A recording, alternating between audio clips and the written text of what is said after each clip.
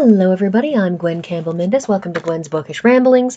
So, last novel from the Dark Horse series, at least of the books that I have, because I still have not actually found a copy of Valorian,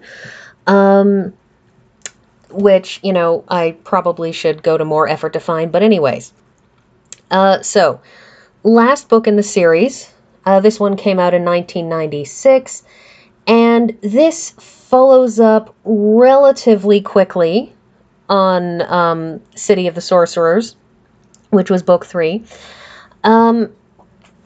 However, this book focuses half on Colleen, who was the sort of major lead character in the last novel, but it also focuses a great deal on her father-in-law, Syed Raija, who is the former Turek tribesman who wound up joining the clans because his mother was clan and that was how he got magic. And what happens at the start of this, now, the Tureks, I said this before, the Tureks are very much evoking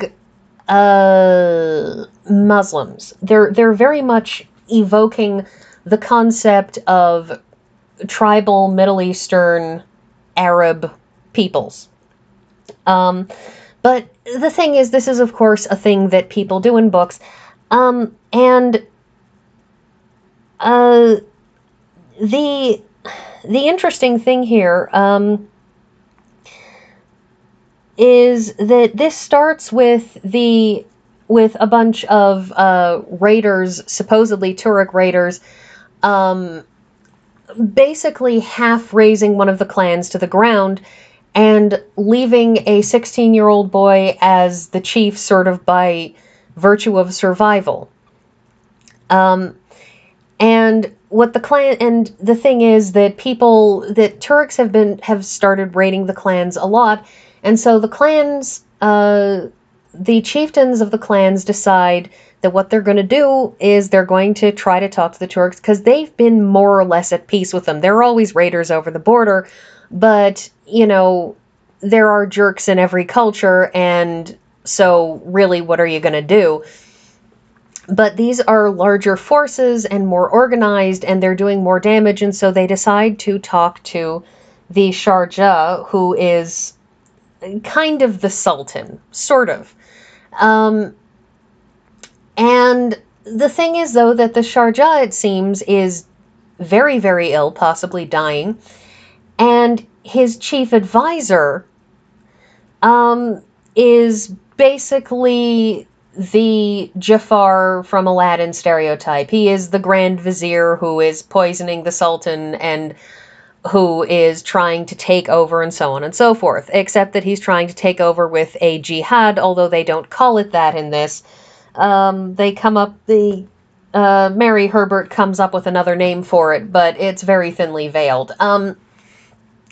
It's the usual sort of religious extremist problem of, you'll have a bunch of people who are more or less in charge who are moderates in their viewpoints, and then some religious extremist comes along and decides to stir everybody up and cause trouble.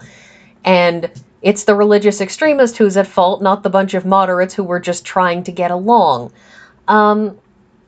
Anyhow, so in the course of this, Colleen and Gabriel get kidnapped. Colleen because she is a healer, and Zukara has found a prophecy that he thinks applies to himself, and so he wants Colleen to help him by becoming his wife according to prophecy and so on.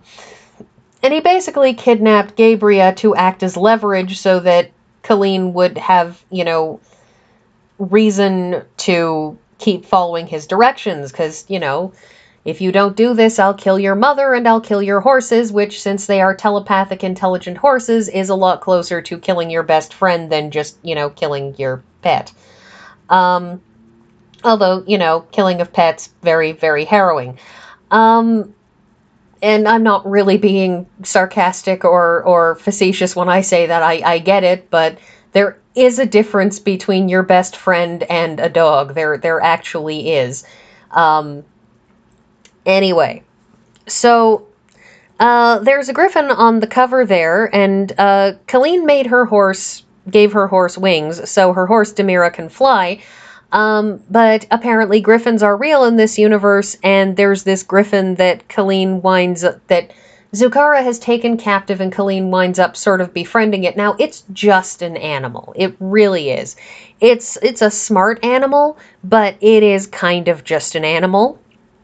So, let's make that distinction between, say, the Valdemar series, where griffins are actually intelligent, and here where this is just a really, really angry bird lion thing. Anyway, so the other half of this is Syed. Now, we met Syed in the second book in the series, Lightning's Daughter, when he came bounding up to Gaebria and had sort of fallen in love with her right off the bat because she was a sorceress and she was gorgeous and she was dramatic and exciting, and Syed was young and, looking for dramatic and exciting things. Gaebria was, however, devoted to Athlone, so Syed basically, was the better man in that he gracefully bowed out, which, I'll be honest, Lord Athlone actually really wasn't, because he was terrible at gracefully bowing out. And Syed went on to marry somebody else who died in the last book, and he's now 40-odd years old, and they're in a sort of, in a nomadic, pseudo-medieval, technologically sort of zone. The point is that 44 is starting to get old when you live in a society where people don't live that long because they don't have modern medicine and so on and so forth. So, he's gone with Colleen and Rafnir, who have decided they want to try to rebuild the ancient magic wielder city of Moytura. And so he's decided to stay with them because his wife is dead, and the reason that he went to the clans was to learn magic, but now that he's got magic and his wife isn't there anymore and his son is staying in this city, he decided, well, he's going to stick with his son. So that's where he is, and there aren't a lot of people, and there is some angsting in this, by the way, about Colleen not having children, which is a typical thing for a lot of women, but frankly, I find it deeply uninteresting. Anyways, but Syed and Rafnir, who is now Colleen's husband, they have their own side adventure because, of course, when Colleen and Gaebria are kidnapped, at first, Athlone wants to go after his wife, he wants to go after his daughter, and he's very dramatic and swearing vengeance, and Syed's like, Rafnir and I actually look Turek. We can actually go out there, pretend to be Tureks, and find out what's happening, instead of you going out there all fire and vengeance and getting yourself killed. So that's what they do, and on the way they find the Sharjah's younger son, who is clever enough that the moment he saw where politics were leading, started pretending that he was simple, as they say in this book, or as they used to say, as what we now call developmentally disabled. And he immediately switched over pretending to be that because it made him no threat to anybody and nobody would then try to kill him. So that's going on. And then they wind up figuring out where Colleen and Gaebria must have been taken. They find this wagon. It's a wagon large enough to carry 2 horses that are Clydesdale-sized. And Clydesdales are really, really enormous.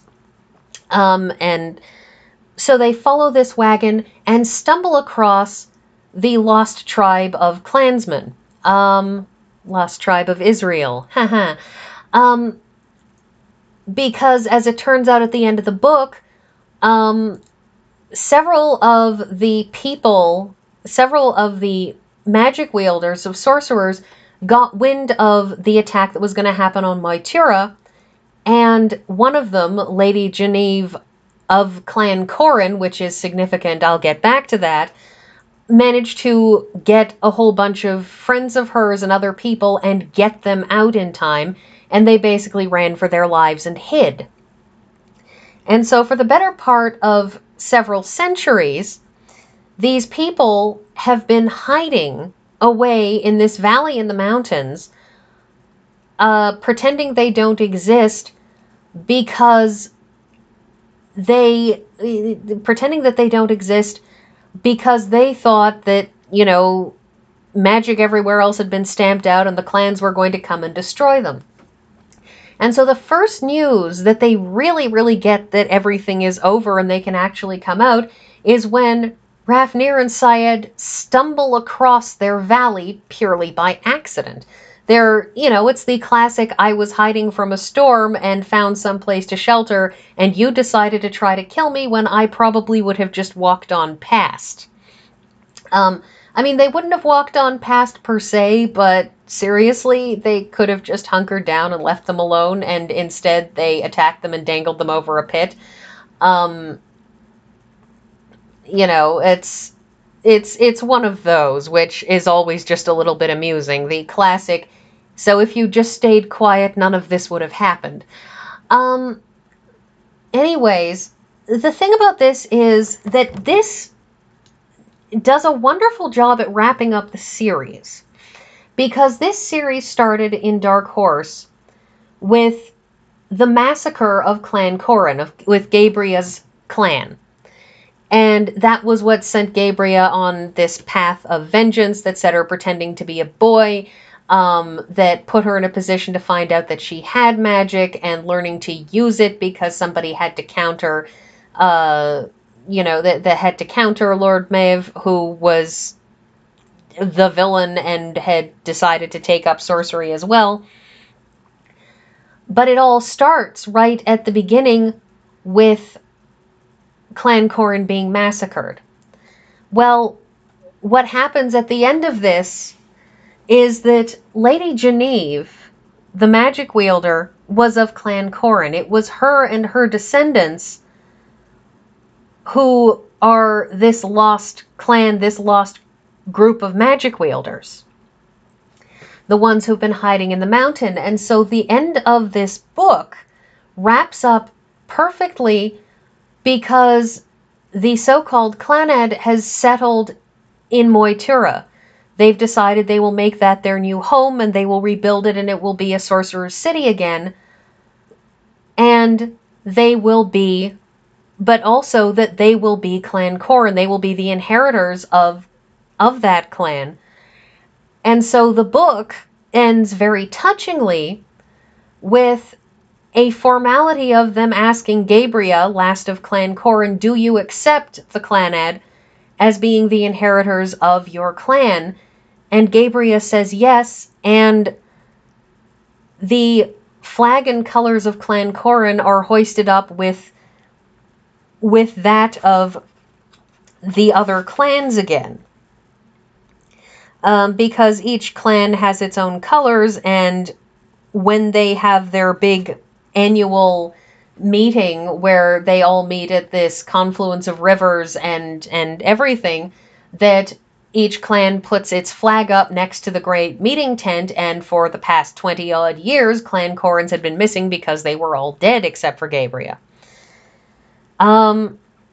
Now, Syed has another side story in this, which is just a bit of romance, and it is something of a rapid-fire romance, kind of like in the first book, Dark Horse, except this one is even quicker.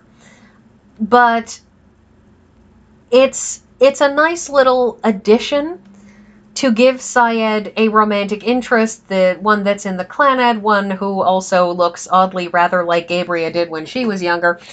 And it's all a very nice little circle back to the beginning, and it wraps this series out really, really well, which is one of the things that I like about this, is that it gives you a really good sense of closure, this series. And so that's everything, and my really, really big book that I was reading from my assigned list is now hopefully going to be finished in time for next week, which is when I'll see you all next week.